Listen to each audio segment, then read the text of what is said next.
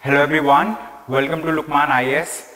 Today we are going to have the Hindu newspaper analysis dated 23rd of October 2023. In today's newspaper we are going to cover a mapping topic and then we are going to cover the important articles from the newspaper. These articles will help you to solve questions in the prelims exam and also in the mains exam.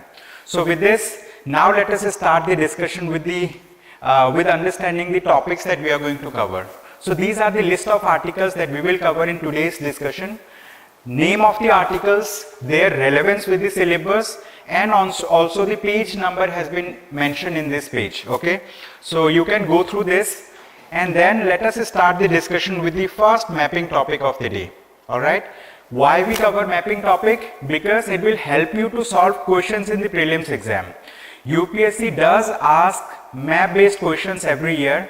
So up to 5 questions is asked by UPSC in the prelims exam. So the thing is, if you practice a map topic every day, if you spend about 5 to 15 minutes every day to learn a mapping topic, it's going to help you to solve questions in the prelims exam. So long term it does have benefit, and apart from this it also helps you in other areas of the syllabus. For example, it is highly related with geography as a subject, right? So today we are going to discuss about this topic, which is Sriharikota. So you might have heard about the name of Sriharikota multiple times. Whenever Indian Space Research Organization launches any let's say like a space mission, so generally it launches it from Sriharikota center. It does have other centers also, but ISRO prefers to launch it from Sriharikota because of multiple reasons. What are the reasons of launching satellites from Sriharikota? We will discuss about it in today's session, but before that we will quickly see where is Sriharikota located. Okay, so as we can see over here, Sriharikota is located here. Okay, this is the location of Sriharikota. So Sriharikota comes, let's say if we see the map of this Andhra Pradesh and Tamil Nadu. So Sriharikota lies in the state of Andhra Pradesh. This particular region, in this map we see that this is the peninsular India. Peninsular India means the lower portion of India, where this is, let's say, surrounded by water from 3 sides. So that's why we call it to be peninsular India. We say it to be peninsular India, right? We say it to be peninsular India. Now to the right coast of peninsular India, to the right coast, we have this location which is Sriharikota. Sriharikota lies in the state of Andhra Pradesh. Remember, it is in the state of Andhra Pradesh. So this is the map, this is the location of Sriharikota, and Sriharikota shares its maritime border with Bay of Bengal. Okay, it shares a maritime border with Bay of Bengal. We will also discuss why this location plays important role, right? So having understood the location of Sriharikota, now let us see, right, some other maps also to understand about Sriharikota. Okay, let's see some other maps as well. So this is again the location of Sriharikota that we have seen, right, in the world map. This is India, so this is where Sriharikota is located. It is in the east coast of India. Okay, this keyword is also important. It is in the east coast of India. Where? East coast of India. Right? This is located in the east coast of India. And if we see in detail the location of Sriharikota, so we can see that Sriharikota is this much region. Over here, we do have islands. Although it is connected with mainland India, but it does have island. ISRO has multiple centers over here. One of the centers that ISRO has is known as Satish Dhawan Space Center. Okay, Satish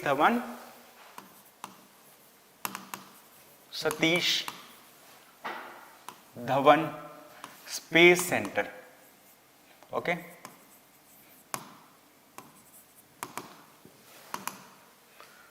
SDSC, Satish Dhawan Space Center. Okay, it has. So let us quickly understand what is the importance of selecting a location like this. Okay, so what is the importance of selecting a location like this? So let us quickly draw the let's say map of southern portion of India.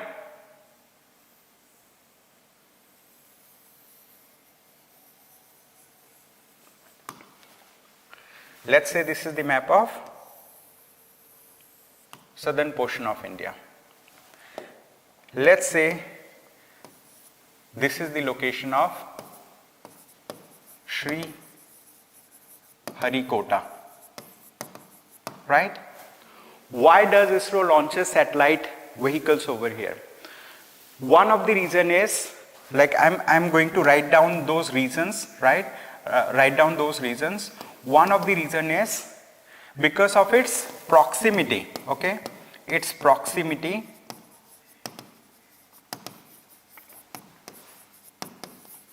to the equator, okay? Because of its proximity to the equator. So as we know, what is equator? Let's say this is the globe, and this is a line that divides the globe into two major halves.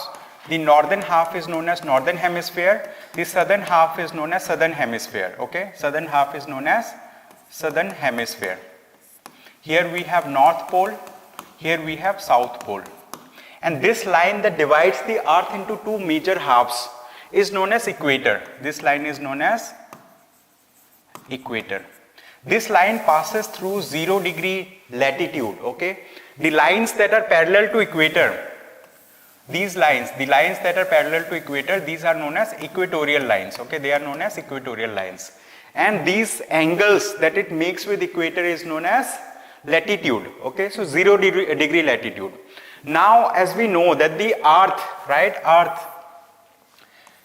spins around its own axis. It, let's say, like, rotates around its own axis. And where is the maximum velocity?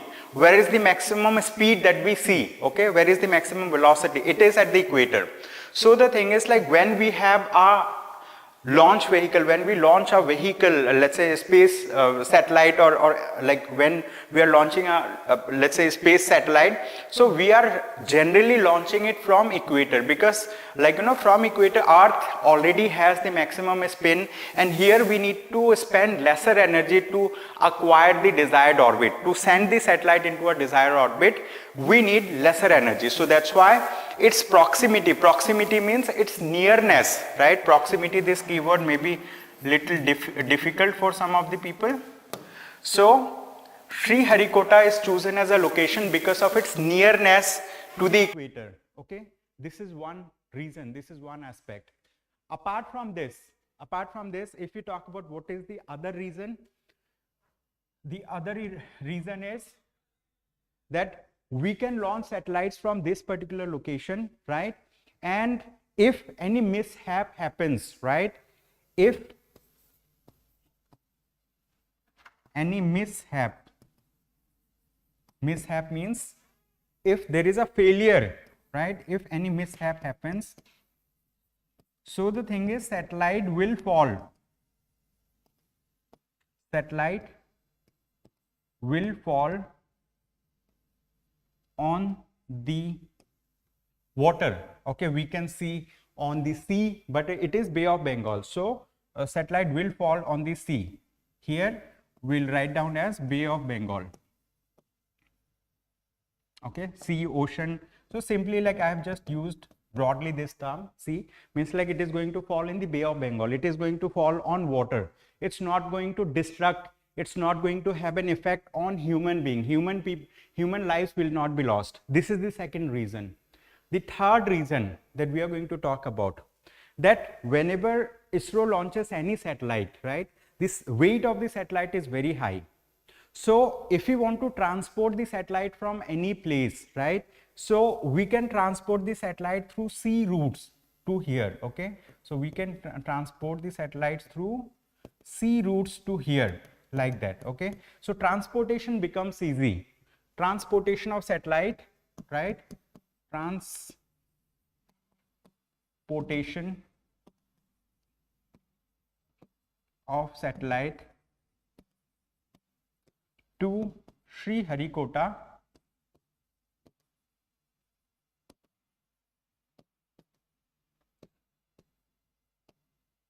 becomes easy, like that.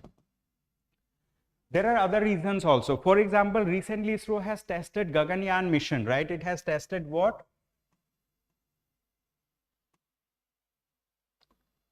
Gaganyaan mission. So like, one of the part of Gaganyaan mission that has crew system, right? Crew system and crew escape system, like that. So that has been tested by ISRO, and like, this has been made to fall on Bay of Bengal region. So that's why, I mean, like, it gives, let's say, like, geographic advantage, it gives, let's say, like, economic advantage, it gives scientific advantage. So that's why we select location like this. Okay, I hope this might have been easier for you to understand, right? This Sriharikota topic. So this is a mapping topic for the day. With this, now let us talk about another issue, which is, it says Canada's actions are in violation of Vienna Convention, says Jaishankar. Ensuring safety and security of diplomats is the most fundamental aspect of Vienna Convention, and right now that is what has in many ways been challenged in Canada, right? So this topic is related to international relations, the bilateral relations that India has with Canada. Okay, so I'm going to write down the crux of the topic, not the, let's say, title of the topic. Title is already mentioned here. Canada's actions are in violation of Vienna Convention. So the thing is, we are going to read about this topic from the viewpoint of India-Canada relations. Okay, it's a part of IR, international relations. So we are going to understand about India-Canada bilateral relations. Okay, India-Canada bilateral relations. Now recently, why this topic is in news? Because of killing of a person, right? So name of that person, Hardeep Singh, let's say Nijjar. I'm just writing Mr. Nijjar. So he has been killed. Where? He has been killed on Canadian soil in Canada. But the government of Canada, the Prime Minister of Canada has accused India and Indian officials. So Prime Minister of Canada has said that Indian officials are involved in the killing of Mr. Hardeep Singh Nijjar, okay, means like Mr. Nijjar. So this is the allegation that Canada has made on India, okay. So Canada has made what? Allegation on India, right, related to the killing. But this allegation, I mean, like, they did not provide any material fact to prove this particular thing. However, Canadian Prime Minister has said that they have, I mean, like, they have got intelligence from Five Eyes Alliance. Okay. So what is Five Eyes Alliance? Five Eyes Alliance is a kind of secret alliance between 5 nations. It includes Canada, it includes Australia, it includes Japan, it includes UK, it includes another country, US as well. So this Five Eyes Alliance is an intelligence sharing, let's say, grouping. It's a grouping between 5 countries. They share among themselves intelligence related inputs related to their countries and related to other countries in the world. So this alliance, I mean, like, it is noted that, like, maybe the Prime Minister of Canada has received the information from Five Eyes Alliance. However, like, that has led to a kind of tussle, a battle between Indian government, Indian Prime Minister, and Canadian government and Canadian Prime Minister. So the a game of allegation, cross allegation like that is happening. Okay, so the thing is, like, India has decided to reduce the number of foreign diplomats from Canada in India. So earlier there were around 62 diplomats stationed in India. That has been reduced to 21 diplomats. And recently the Foreign Minister of India, right? Foreign Minister of India, Mr. S. Jaishankar has alleged, he has said that, like, Canada, I mean, like, Indian diplomats are in danger in Canadian soil. So it is utmost responsibility of Canada to make sure that Indian diplomats are safe in their soil. Because if we talk about a convention which is known as Vienna Convention, okay, it is known as Vienna Convention on diplomatic relations.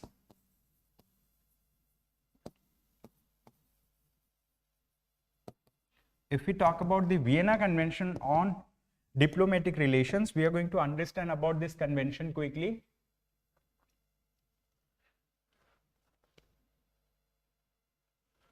If we talk about this Vienna Convention on Diplomatic Relation, this particular convention has been, let's say, established in it was, let's say, signed in 1961, but it came into force in 1964, this convention. And this convention talks about many things. What are the things? One of the things is diplomatic immunity. What? Diplomatic immunity means the diplomatic missions that are sent from India or any other country to some other country. For example, from India, we have sent our diplomats to Canada. In Canadian soil, we do have Indian High Commissioners, right? So they are posted over there. So diplomatic immunity gives them, let's say, like, immunity. Immunity means a kind of safeguard from any local laws that they have in their soil. So the territory, the place of residence of the diplomats, that is immune from the local laws of Canada, okay? So they are protected by the Canadian people, okay? Means like by the Canadian authorities also, means like they do not intervene in their thing. And also, this also talks about secure communication. Means those diplomats that are posted from one country to another country, let's say from country A to country B, all the diplomats that are there, so they do have security of communication, means the communication that they will be doing with India, Indian diplomats posted in Canada, so they will not be intercepted by the Canadian authorities. Why? Because of the diplomatic immunity and secure communication, that's the thing. And also many other things are there. This Vienna Convention on Diplomatic Relations also talks about like when the diplomats can be sent back to their own country, okay? So many safeguard it gives to the diplomats. It's a, let's say, like, huge topic to debate about, to discuss about, but like we will restrict our this thing, okay? So the foreign minister of India has alleged, he has put allegation against Canada that Canada is not doing much to safeguard Indian diplomats in Canada, okay? So that's the thing. So they say, like, this amounts to violation of the Vienna Convention, okay? That's the thing. So having understood this topic, now let us quickly move to another topic. This topic says restoring the ecological health of the Himalayas, okay? This is a good topic. Name of the topic is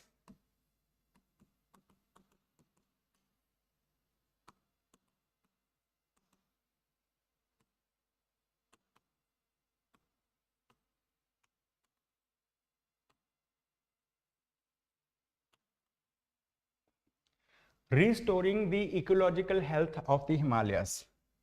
The ecological health of the Himalayas. Now, why it becomes important to restore the ecological health of Himalayas? Because like Himalayas are a fragile region, okay? Like Himalayas, if you talk about Himalayas, right?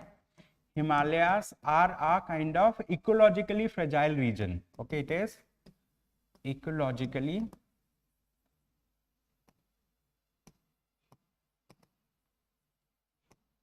fragile region. Why it is ecologically fragile region? It is because of many factors. Because of, let's say, human settlements, because of constructive activities that are being done. Constructive means construction of roads, construction of highways, construction of dams, construction of other, let's say, like, those construction projects that are leading to, let's say, devastating the ecological sanctity of that region, okay? So this is the thing. Now recently what has happened in this article, they have discussed about many factors. Is that, like, in this article they have discussed about an important concept. This concept is known as carrying capacity. What? It is known as carrying capacity. So what do we mean by carrying capacity? This term carrying capacity is an ecological concept. It means let's say there is a region which is ecologically fragile region, or let's say ecologically abundant region, maybe like it has lot of ecological resources. If we talk about Himalayas, right, if we talk about Himalayas as a region, so Himalayas has mountains, it has, let's say, lot of number of trees, it has river, like, you know, it has those places from where rivers originate, right? This is the thing. And over here there are human encroachment as well. Human settlements are there, people have gone there, they are living, and also humans have established factories, they have established many let's say, like, you know, roads, many infrastructure projects have been built. So this has led to us asking a question about the carrying capacity of the Himalayan region. Carrying capacity means like how much, right, like how much demand can be met by the Himalayan region. How much demand in the sense, like, you know, if there are 100 people, so how much resources are they utilizing from the Himalayas, and, like, you know, what capacity does it have to fulfill the requirement of the people. That's the thing that is known as carrying capacity. Now, related to carrying capacity, identifying the carrying capacity of a region is not simple. There have been cases in the High Courts and in the Supreme Court of India, and the Supreme Court of India has said, right, it has asked the central government, okay, so the thing is, like, Supreme Court of India has asked the central government to conduct an assessment to identify the carrying capacity of Himalaya, okay, to identify the carrying capacity of Himalaya. And if we talk about Himalayan region, so from the western part of India till the eastern part of India, there are 13 states. How many states are there? There are 13 states. These 13 states are known, are part of Indian Himalayan region. Okay, they are part of what? Indian Himalayan region. These 13 states are part of Indian Himalayan region. What you need to do in your free time, you need to identify these states that include Himachal Pradesh, that include, let's say, like, you know, Jammu and Kashmir. I mean, like, Jammu and Kashmir has been converted into a union territory, but like if we consider this to be a state, so it becomes 13. Then there is Sikkim. There are northeastern states like Arunachal Pradesh, like, you know, Assam will be a part of it. So many states are there. So these states form are part of Indian Himalayan region. So we need to protect the Indian Himalayan region. So in this article, the author is saying that what carrying capacity of a region is. Okay, so in technical terms, carrying capacity of a region is based on the maximum population size that an ecosystem or environment can sustainably support over a specific period without causing significant degradation or harm to its natural resources and overall health. And what the courts must ensure, they have talked about what the courts must ensure, means like courts have given guideline to the government, but even after giving guideline to the government, the courts have not, let's say, like, pressured the government once again. So recently, I mean, like, the Ministry of Environment, Forest and Climate Change, it has initially it has asked all those states to conduct a carrying capacity study and provide the details with the government.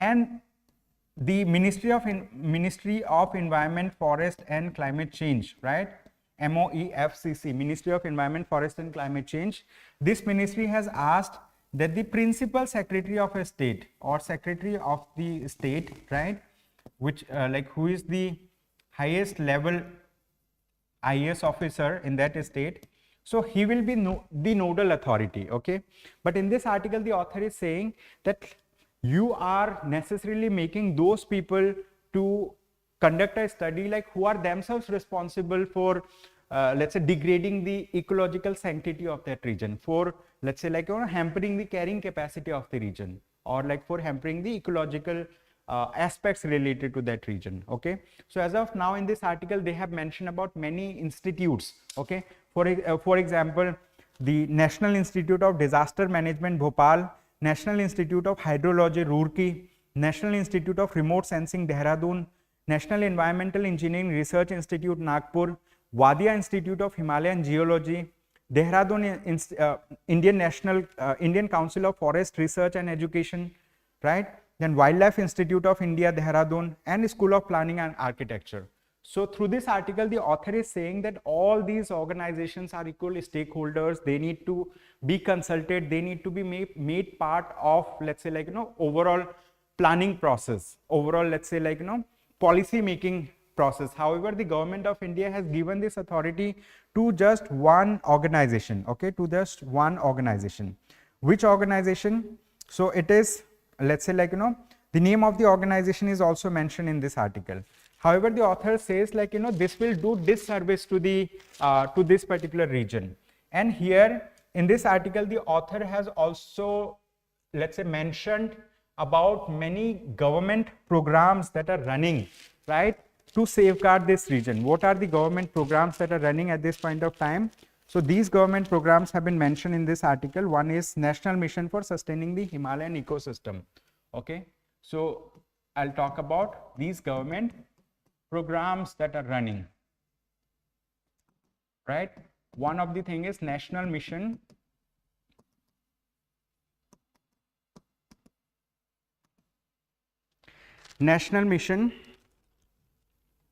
for Sustaining the Himalayan Ecosystem.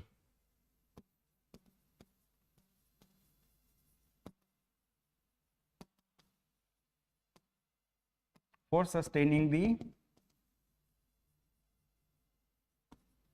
Himalayan ecosystem. So this is one of the program that is running. So this program has been initiated by the government in the year of 2010. Okay, National Mission for Sustaining the Himalayan Ecosystem. Apart from this, we do have the Indian Himalayan Climate Adaptation Program. Okay,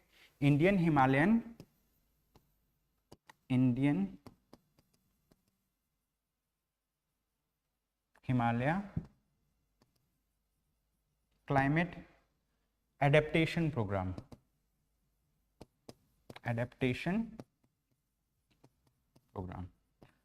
Write down names of these programs because it is going to be helpful for you in writing an answer in environment and ecology in GS paper 3.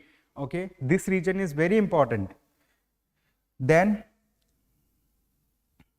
Secure Himalayas project. Okay, Secure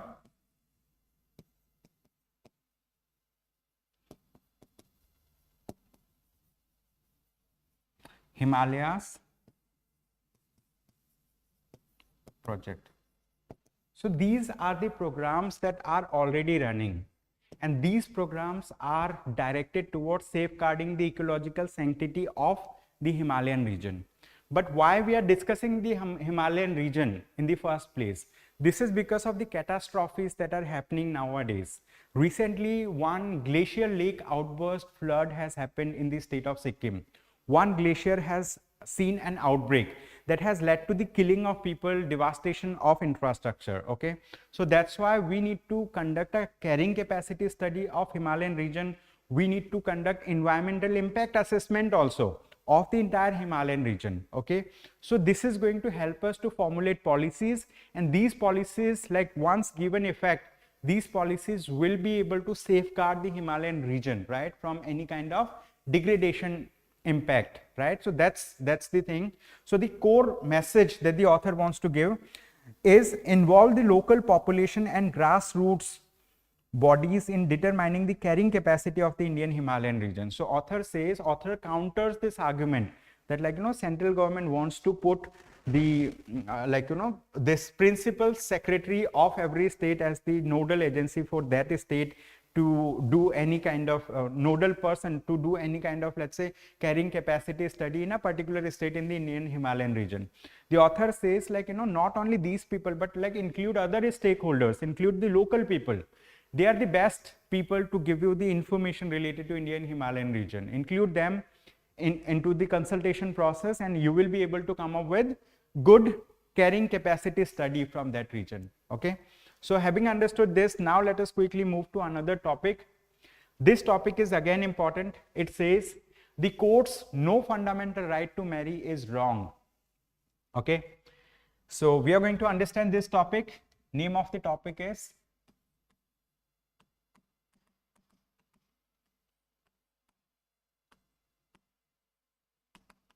the quote's no fundamental right to marry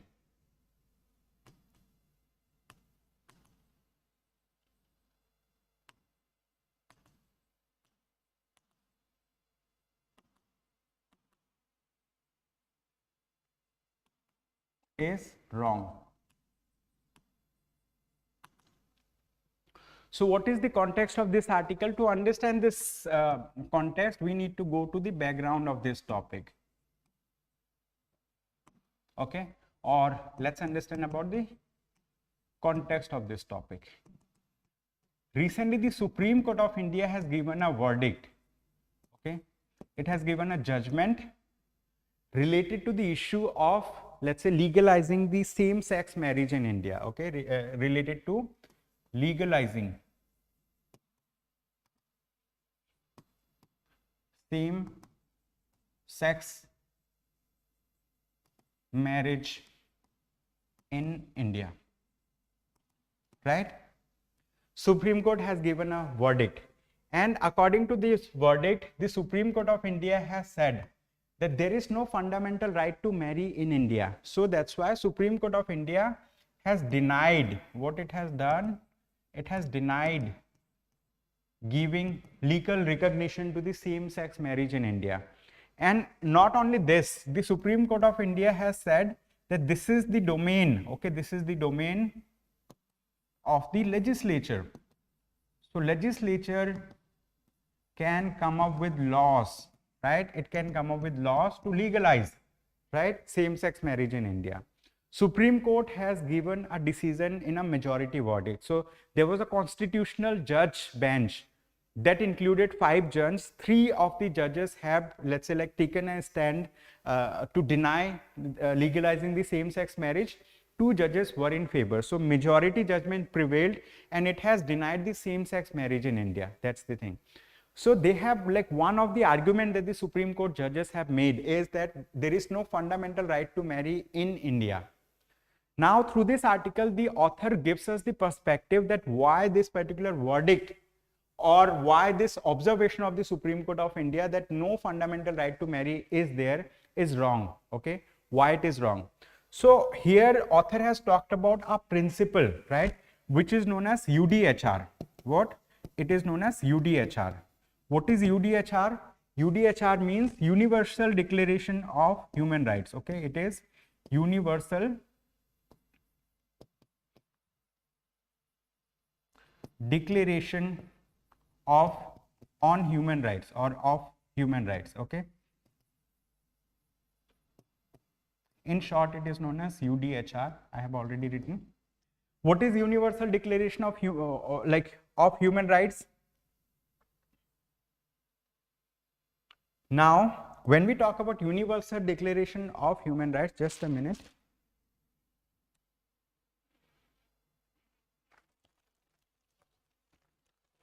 I'm just checking off or on. Okay, Universal Declaration of Human Rights. I have written it right. Okay, so this Universal Declaration of Human Rights was signed on December 10, 1948. December 10, 1948. So this Universal Declaration of Human Rights was declared by the United Nations General Assembly, UNGA. Why? Because the world has seen World War II. Okay, we have seen World War II. What has happened in World War II? Huge number of innocent people have been killed. Their rights have been curtailed. They have been killed in the warfare because of reckless power struggle between different countries, right? Because a lot of innocent lives have been lost in the World War II. So that made a realization to the minds of the world leaders, right? And that has led to a Universal Declaration of Human Rights. And this has been adopted by the United Nations General Assembly. All the countries in the world who are members of the United Nations General Assembly, as of now it has 194 members. Means the United Nations organization has 194 members. That's the thing. They have, let's say, adopted this particular Universal Declaration of Human Rights. So what is this? Universal Declaration of Human Rights actually talks about the rights that should be available to all human beings, irrespective of their religion, irrespective of in which country they reside, irrespective of their caste, irrespective of their gender, and irrespective of their, let's say, occupation that they do. All right. So every human being, by virtue of being a human being, he does have certain rights, and those rights are mentioned in UDHR, Universal Declaration of Human Rights. So UDHR has 30 articles in it. Okay, it has 30 articles. These 30 articles talks about the rights, but whether this Universal Declaration of Human Rights is a legally binding treaty, so it is a treaty, but it is not a legally binding treaty. Okay, it is not a legally binding treaty. Okay, it is not legally binding on the countries. It is itself not legally binding. However, this has inspired many legislations across the world that are legally binding in their own jurisdiction, in their own country. Okay. So in India also we do have fundamental rights. Those fundamental rights has certain principles that are inspired from the Universal Declaration of Human Rights. Okay. So this Universal Declaration of Human Rights is often cited concept, often cited, let's say, treaty in some of the judgments of the Supreme Court of India and of also high courts in India. So if you talk about these Universal Declaration of Human Rights, right, they talk about those rights that are inalienable. So according to UDHR, right, these rights are considered to be part of customary international law. Okay, they are considered to be part of customary international law. Okay, they are considered to be part of customary international law, means it is recognized by default as customary practice in international law. So that's why we need to protect the UDHR. So recently Supreme Court of India has said that there is no fundamental right to marry. However, in its previous judgment, the Supreme Court of India has many a times referred to UDHR being a right. And in this judgment, Supreme Court of India has said that we cannot import foreign jurisprudence in, let's say, delivering judgment in Supreme Court cases. I mean, like in this case. So this particular article, in this article, the advocate points out that Supreme Court of India is taking a wrong step, because, like, because Supreme Court has itself, let's say, like, mentioned about UDHR in many cases. For example, if we talk about some case laws involving, let's say, Maneka Gandhi, where involving Maneka Gandhi. So where her passports have been, let's say, confiscated. So the Supreme Court relied on Article 10 of the UDHR to read in principle of natural justice to administrative process to state.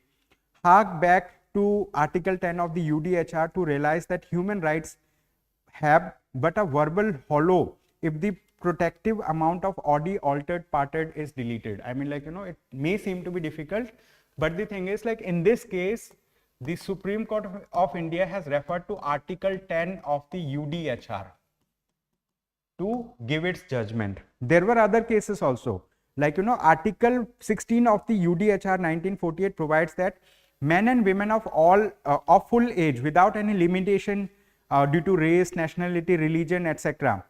have the right to marry and to found a family. That's the thing. So UDHR itself recognizes the right to marry. It itself recognizes the right to marry. However, many people may say that, like, it may recognize right to marry, but, like, this right to marry is not a fundamental right in our constitution. In our constitution, Article 21 says the right to life and personal liberty. And Supreme Court of India has given many judgments where, like, Supreme Court has talked about right to life and personal liberty of persons to identify the rights of the people. So this article, I mean, author has given many example of case laws. One of the case law is Supriyo Chakravarti case. Okay, this case law is Supriyo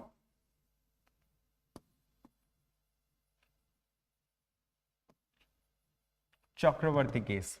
So in this case, the Supreme Court of India said there is no fundamental right to marry. Okay, that's the thing. But, like, this advocate has, let's say, like, been participating in all these decisions that included, let's say, NAS Foundation, Suresh Kumar Kaushal, Puttaswamy judgment, Nalsa case, and Navtej Johar and Supriyo Chakravarti. And this case, Supriyo Chakravarti, is related to LGBTQI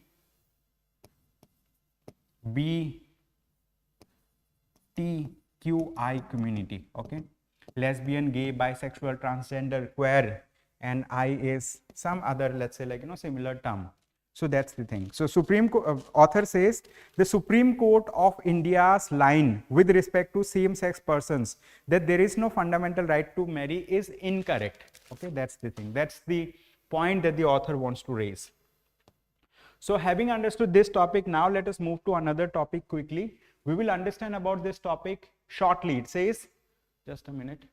Yeah, it says a massive intelligence failure in Israel. So the thing is, recently what has happened, right? Recently what has happened? So this topic, it talks about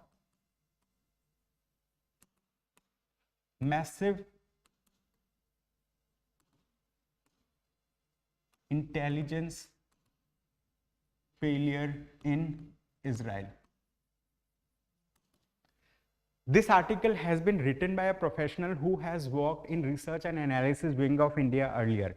So he was a kind of, let's say, secretary or maybe junior to that. So this person has written this thing.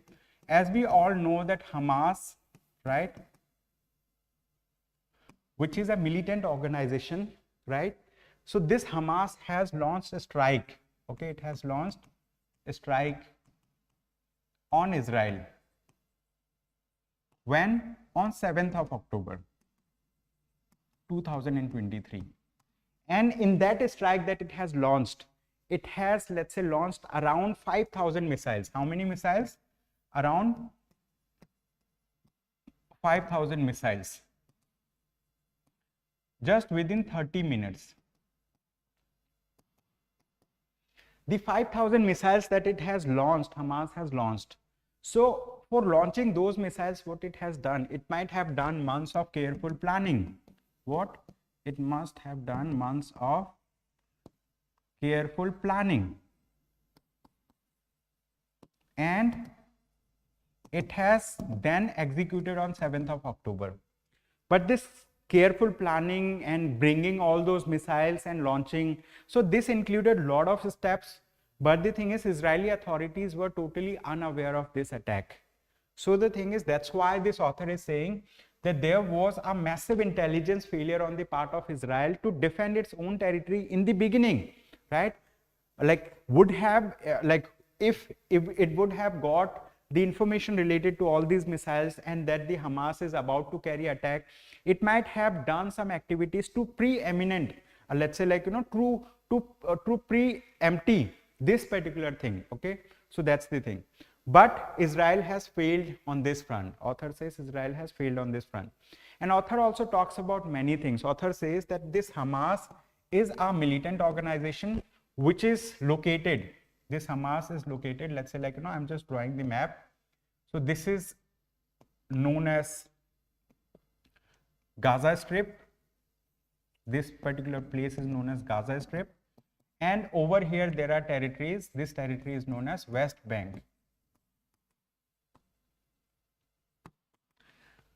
In the West Bank, there are, let's say, people who are part of Palestinian Authority, okay, who are part of Palestinian Authority.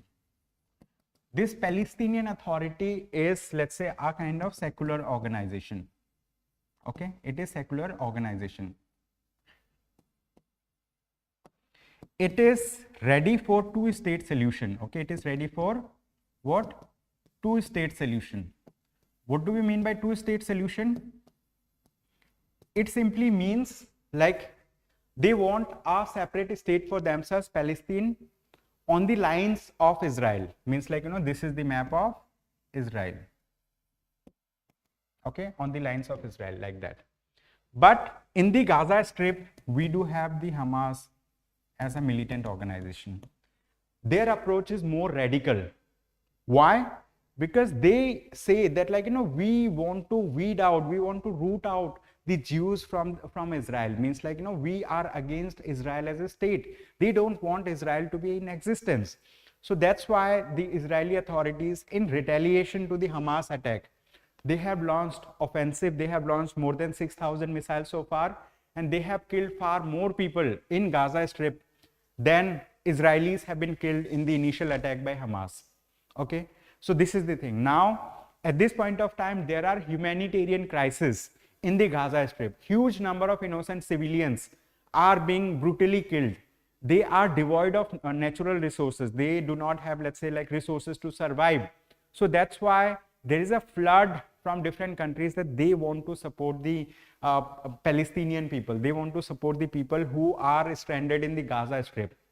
So recently some borders have been opened through which, like, humanitarian aid is being forwarded to the Gaza Strip through the people who stay over here. But at this point of time, this is a region of conflict. And the author says that the Palestinian Authority, which is there, the Palestinian Authority had, let's say, like, Palestinian Liberation Organization. This Palestinian Liberation Organization, let's say, like, was not as much radical as the Hamas group is. Okay, this is the thing. So in this article, the author finally wants to say that the scale and complexity of the attack on October 7 indicated that Hamas had been planning it meticulously for months. Okay, that's the thing. So through this article, author has asked multiple questions for which the answers are not yet final. I mean, like, in the due course, in the times to come, we may be getting definitive answer to these questions.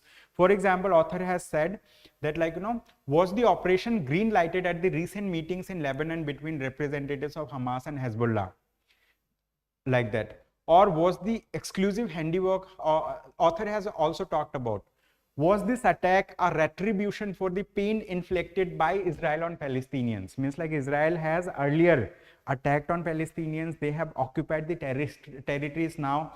The territories that we see as part of Israel now, it was once part of Palestine. Okay, slowly and gradually Israel has occupied most of the territories from Palestine. That's the thing. So having understood this topic, now let us quickly move to another topic. It says, have earnings grown post-pandemic? So through this article, author wants to raise the question related to earnings of people post-pandemic. Post-pandemic means we have seen COVID-19 pandemic. This has initiated in 2020. It has lasted for about a year. And because of this pandemic, because of this COVID-19 pandemic, huge number of people have died. Okay, huge number of people have died. That's the thing. But what has happened to those people who were earning less earlier?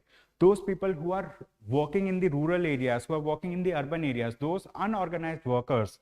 So in this article, they talked about earning of unorganized workers. Okay. To discuss about the earnings of unorganized worker, in this article, they have mentioned about a report which is known as Periodic Labor Force Survey. Okay. In short, it is known as PLFS. PLFS is Periodic Labor Force Survey. This Periodic Labor Force Survey talks about labor force participation rate. Okay, labor force participation rate. So if you talk about labor force participation rate, means how many people are part of labor force, how many people are actively employed, how many people are unemployed, like that. So according to recent edition of the Periodic Labor Force Survey, it has been noticed that the real earnings of people who were working in the urban areas, right, has gone down. It has seen a dip. Although there was a slight increase from 2019 till 2023 or 21, but the thing is, like, if we account for inflation, their income has in real terms gone down. Okay, in this article, the author says there has been a rise in the proportion of women working as unplanned family helpers, with the share of rural working women in this form employment raising from this. I mean, like, number of people, number of women who are working has risen now. Okay, so labor force participation rate of women has gone down or gone up. Okay, women, number of women who are participating in labor force has gone up. Between 2019 and 23, only casual workers, both men and women across rural and urban sectors, saw a net increase in their average real monthly earnings. Okay, so here they say, like, there is a net increase. Okay, so like there's a net increase if we account for women, men, people from rural area, people from urban area. In totality, if we see, there has been a slight increase in it. Wage workers as a whole have seen real earnings grow slower than output, indicating a reduction in the share of wages, even though even though growth remains healthy. Growth is healthy, but the thing is real wages have gone down, right, for wage workers. Okay, that's the thing. You can go through this article. This article is important for GS paper 3. It's important for GS paper 3 under economy section. Okay, you need to read it so you will understand about the plight of the unorganized workers. Then this is another topic. We'll be quick in covering this topic. It says the Ascent Begins. ISRO has started a crucial phase of its human space flight mission. So as we all know that Indian Space Research Organization is planning to launch a mission which is known as Gaganyaan mission. Okay, it is known as what? Gaganyaan mission. So what is this Gaganyaan mission? Gaganyaan mission is a human space flight mission. Okay, it is a human space flight mission. So as part of this mission, we want to send human beings, right, to an orbit. Let's say this is the Earth and this is the orbit, which is about 400 kilometers away from Earth, which means it is in low Earth orbit. We want to send human beings or astronauts to low Earth orbit. They will stay there for short time and then they will be, let's say like they will come back to Earth. This is the planning of ISRO for Gaganyaan mission. ISRO had planned to launch Gaganyaan mission in 2023. However, due to, let's say, COVID-19 pandemic, the work got halted and now they are planning to launch it at a later date. For this mission, for this Gaganyaan mission, ISRO has been conducting various tests. What kind of test? Recently, ISRO has conducted a test which is known as TVD1, which is known as TVD1 is, let's say, a test vehicle, or let's say like, this launch vehicle test. So in the launch vehicle, what they have done, basically there is a crew module and there is crew escape system. What is crew module? Crew module is a kind of instrument in the spacecraft where human beings will be made to sit. Human beings will be sent as part of the crew module, right? Inside the crew module, human beings will be sent. But they have done a testing of crew escape system. What do we mean by crew escape system? It means, let's say like, we have this launch vehicle,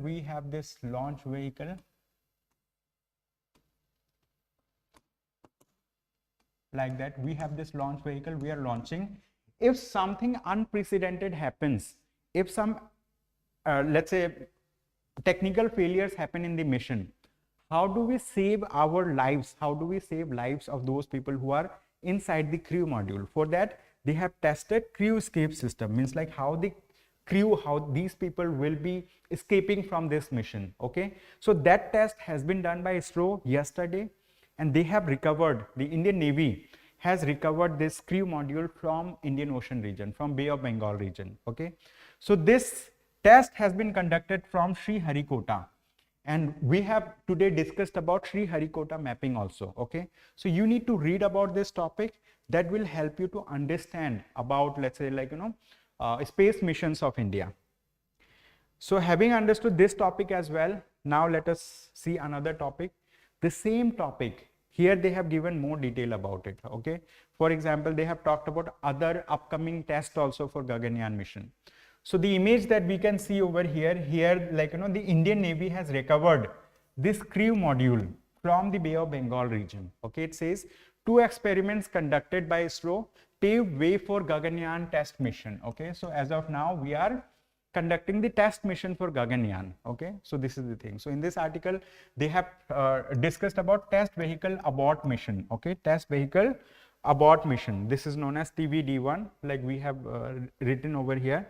Test vehicle abort mission has been tested by ISRO. You can go through this article to understand what I'm talking about. So in future, they will conduct crew module atmospheric re-entry experiment, marked India's second step towards, like this has been done. Crew module atmospheric re-entry experiment, CARE was done. This they have also conducted test vehicle abort mission. So they are part of this mission. So with this, I mean, like ISRO is making headwinds. It is moving towards achieving its target of launching or sending human beings to this space. That's the thing. Now we have another topic. It says to curve evasion. European Union report calls for 2% global wealth tax on billionaires. Now, European Union has come up with a report which is known as Global Tax Evasion Report 2024. It has been released by European Union Tax Observatory. Okay, so let us write down this report, name of this report. This is known as Global Tax Evasion Report 2024. What? Global Tax Evasion Report 2024. Okay, this is the name of the report. I'm just writing here in short, report. Which organization has launched this report? This report has been launched by European Union Tax Observatory. Okay, by European Union Tax Observatory. Okay, this organization has launched this report. It is important for you to remember the name of the report and also to remember the name of the organization that has launched this report. European Union Tax Observatory has released this report. According to this report, they have, let's say, made a call to the to different countries across the world that 2% tax can be applied, right, to billionaires of the world. Billionaires of the world. So who are billionaires? People who have, let's say, huge amount of money. So the thing is, like, you know, they have said that 2% tax can be like applied to them. Why? Because these are those people who have been evading tax for a long time. Since they have been evading tax for a long time, they have been, let's say, increasing their net worth. But, like, you know, it has not contributed much to different countries' GDP. So if they tax, let's say, like, you know, they impose a tax of 2% of these billionaires, so effectively around 3,000 people will be taxed, and it's going to raise, let's say, billions of dollar rupees. Okay, although this is not a tax that has been applied by European Union has not applied this tax. A report has been released by one of the organization, which is European Union Tax Observatory. In that report, they have made a call to different countries that, like, you know, we can think of making a standard, global standard, where 2% tax can be applied on the wealth of the billionaires. Okay, because these billionaires have been evading tax by, let's say, investing their money in tax havens, by routing their money through tax havens, and they have been evading tax. And, like, you know, although many steps have been taken by different countries in the world, but the thing is, this step will be a step, further step to, let's say, like, you know, curbing the tax evasion. Okay, this is the thing. You can go through this article to understand little more on this. So that's the thing. They have mentioned about various datas also. Then we have another topic. This topic is related to art and culture, but, like, you know, this gives us a wrong message. It says plaques with names of Modi, Vice Chancellor at Vishwa Bharati triggered now. So the image that we see, in this image, they have, let's say, mentioned about like, you know, about a place which is Vishwa Bharati University. Okay, this is Vishwa Bharati University. Vishwa Bharati University. This Vishwa Bharati University is known as UNESCO World Heritage Tag. UNESCO World Heritage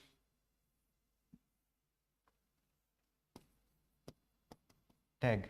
Okay, it is a UNESCO World Heritage Site, this university. Since it is a UNESCO World Heritage Site, why it has been given?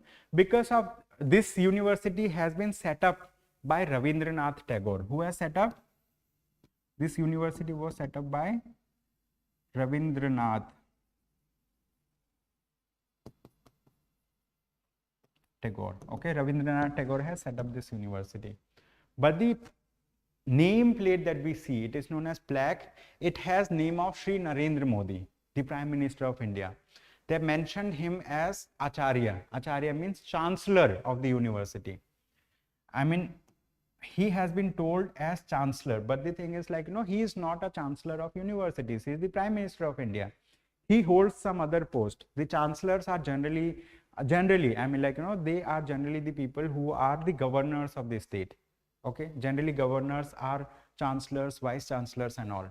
And this Professor Vidyut Chakravarti, he has been named as vice chancellor. But how Narendra Modi get the chancellor thing is a debatable question. Okay, there are many political things that are going on. Some opposition parties, the Aam Aadmi Party, has been pressuring the central government to showcase the certificate, educational certificate of Mr. Narendra Modi. So this has raised some kind of spark in political spheres recently, but this is a point of controversy at this point of time. Okay, so you can go through this article in your free time. It's related to art and culture. For us, what is important to remember is that Vishwa Bharati University is a UNESCO World Heritage Site. That's the thing. Then we have other topic. It says Manila, Beijing trade blame over collision in disputed area. So this article is related to South China Sea. What is South China Sea? We are going to see the location of South China Sea first. Then we are going to see. Okay. This is the location of South China Sea as we see over here. Okay. This is South China Sea. And in South China Sea, Chinese government has created a 9-dash line. Okay, it has created how many? 9-dash line over here. So through 9-dash line, they have created artificial islands and they assert sovereignty over the entire South China Sea. And this Chinese assertion is being challenged by many countries over here, many Southeast Asian countries, including Philippines, Malaysia, Indonesia, etc. Philippines has also, let's say, filed a case in the Permanent Court of Arbitration, which is known as PCA. PCA has given its ruling in 2016, and in that ruling, PCA has upheld the rights of other countries like Philippines and other countries. So PCA has, let's say, talked about that, like, the entire territory does not belong to China, but China says it has historical rights on this region. So there have been disputes related to this, but what laws are there related to this, like, these things? We do have law which is known as UNCLOS. What is UNCLOS? It means United Nations Convention on the Law of the Sea. This United Nations Convention on the Law of the Sea is a law that, let's say, governs the, let's say, like, sea related dispute that governs the sea related affairs. Okay, if you follow the standard of UNCLOS, so the thing is generally the midway should be the should be the line that divides the territories of these countries, like that. Okay, because this is less than 200 nautical miles. That's the thing. Okay, if it is less than 200 nautical miles, in that case the midway will be there. Otherwise, UNCLOS talks about what is territorial water, what is let's say exclusive economic zone, what is, let's say, like, high seas and all. That's the thing. So in this article they have mentioned about some disputes between two countries, right? So dispute between two countries, say Manila, Beijing. Beijing means they are referring to China when we talk about Manila. So Manila is the capital of one specific country, Philippines, like that. Okay, so this is the thing. Okay, so you can go through this article in your free time. So that will be all from my side for the day. Thank you so much everyone for attending today's session. I hope you have a good day ahead. Thank you.